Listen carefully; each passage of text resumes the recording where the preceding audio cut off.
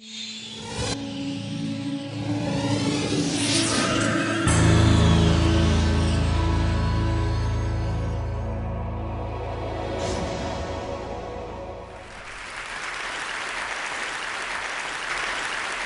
time to start designing for our ears.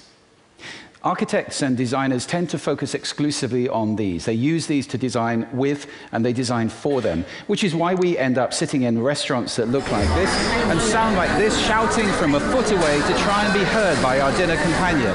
Or why we get on aeroplanes, which cost £200 million, with somebody talking through an old-fashioned telephone handset on a cheap stereo system, making us jump out of our skins. We're designing environments that make us crazy. And it's not just our quality of life which suffers. It's our health, our social behavior, and our productivity as well. How does this work? Well, two ways. First of all, ambience. I have a whole TED talk about this. Sound affects us physiologically, psychologically, cognitively, and behaviorally all the time. The sound around us is affecting us, even though we're not conscious of it. There's a second way, though, as well. That's interference. Communication requires sending and receiving. And I have another whole TED talk about the importance of conscious listening. But I can send as well as I like, and you can be brilliant conscious listeners. If the space I'm sending in is not effective, that communication can't happen. Spaces tend to include noise and acoustics. A room like this has acoustics. This one, very good acoustics. Many rooms are not so good. Let me give you some examples from a couple of areas which I think we all care about: health and education. When I was visiting my terminally ill father in hospital, I was asking myself, how does anybody get well in a place that sounds like this? Hospital sound is getting worse all the time. Noise levels in hospitals have doubled in the last few years. And it affects not just the patients, but also the people working there. I think we would like for dispensing errors to be zero, wouldn't we? And yet, as noise levels go up, so do the errors in dispensing made by the staff in hospitals. Most of all, though, it affects the patient. And that could be you, it could be me. Sleep is absolutely crucial for recovery. It's when we regenerate, when we rebuild our cells.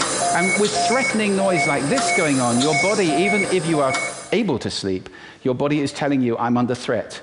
This is dangerous. And the quality of sleep is degraded, and so is our recovery. There are just huge benefits to come from designing for the ears in our healthcare. This is an area I intend to take on this year. Education. When I see a classroom that looks like this, can you imagine how this sounds? I'm forced to ask myself a question. Now, that's a little unfair. Some of my best friends are architects, and they definitely do have ears, but I think sometimes they don't use them when they're designing buildings. Here's a case in point. This is a £32 million flagship academy school, which was built quite recently in the UK and designed by one of Britain's top architects. Unfortunately, it was designed like a corporate headquarters with a vast central atrium and classrooms leading off it with no back walls at all. The children couldn't hear their teachers. They had to go back in and spend £600,000 putting the walls in. Let's stop this madness of open-plan classrooms right now, please. It's not just these modern buildings which suffer. Old-fashioned classrooms suffer too. A study in Florida just a few years ago found that if you're sitting where this photograph was taken in a classroom, row 4, speech intelligibility is just 50%. Children are losing one word in 2. Now, that doesn't mean they only get half their education, but it does mean they have to work very hard to join the dots and understand what's going on. This is affected massively by reverberation time, how reverberant a room is. In a classroom with a reverberation time of 1.2 seconds, which is pretty common, this is what it sounds like. In language, infinitely many words can be written with a small set of letters. In arithmetic, infinitely many numbers can be composed from just a few digits with the help of the simple zero. Not so good, is it?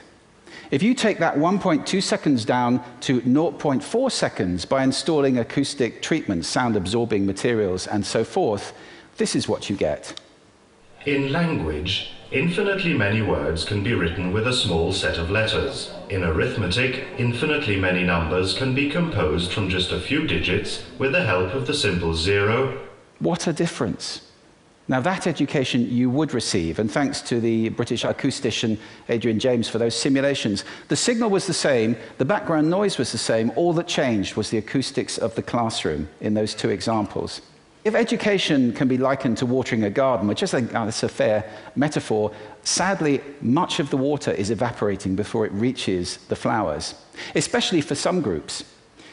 For example, those with hearing impairment. Now, that's not just deaf children. That could be any child who's got a cold, glue ear, an ear infection, even hay fever. On a given day, 1 in 8 children fall into that group on any given day. Then you have children for whom English is a second language, or whatever they're being taught in is a second language. In the UK, that's more than 10% of the school population. And finally, after Susan Cain's wonderful TED Talk in February, we know that introverts find it very difficult to relate when they're in a noisy environment doing group work. Add those up, that is a lot of children who are not receiving their education properly. It's not just the children who are affected, though.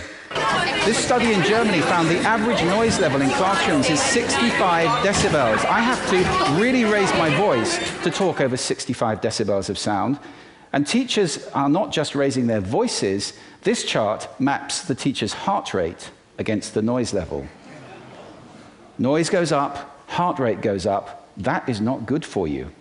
In fact, 65 decibels is the very level at which this big survey of all the evidence on noise and health found that that is the threshold for the danger of myocardial infarction.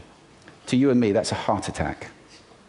It may not be pushing the boat out too far to suggest that many teachers are losing significant life expectancy by teaching in environments like that day after day.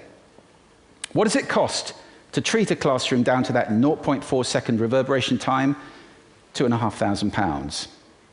And the Essex study, which has just been done in the UK, which incidentally showed that when you do this, you do not just make a room that's suitable for hearing impaired children, you make a room where behavior improves and results improve significantly.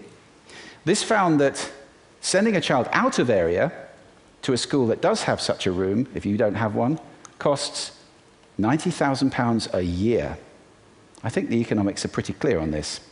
I'm glad that debate is happening on this. I just moderated a major conference in London a few weeks ago called Sound Education, which brought together top acousticians, government people, teachers, and so forth. We're at last starting to debate this issue, and the benefits that are available for designing for the ears in education, unbelievable. Out of that conference, incidentally, also came a free app which is designed to help children study if they're having to work at home, for example, in a noisy kitchen. And that's free out of that conference.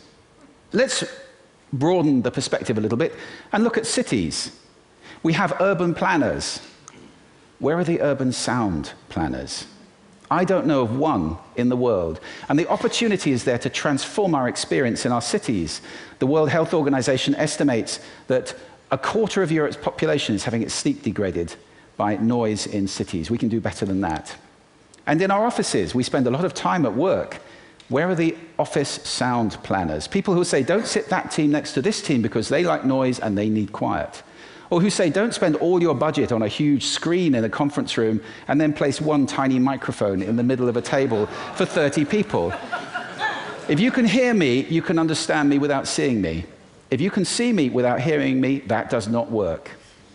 So office sound is a huge area. And incidentally, noise in offices has been shown to make people less helpful, less enjoy their teamwork, and less productive at work. Finally, we have homes. We use interior designers. Where are the interior sound designers? Hey, let's all be interior sound designers.